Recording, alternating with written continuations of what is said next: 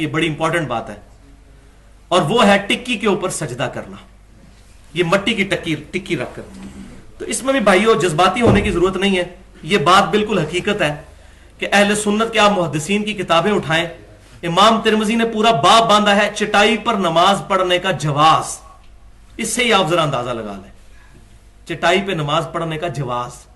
जवाज का मतलब है कि जायज है, जैसे नंगे सर नमाज पढ़ना जायज है, लेकिन सर ढांप के पढ़ना अफजल है। नबी सल्लल्लाहु अलैहि वसल्लम का अमल नहीं था कि आप चटाइयों या कालीनों पर नमाज पढ़ते थे, हालांकि उस वक्त पॉसिबिलिटी मौजूद थी। आप सल्लल्लाहु अलैहि वसल्लम लाइव जमीन पर नमाज पढ़ा करते थे।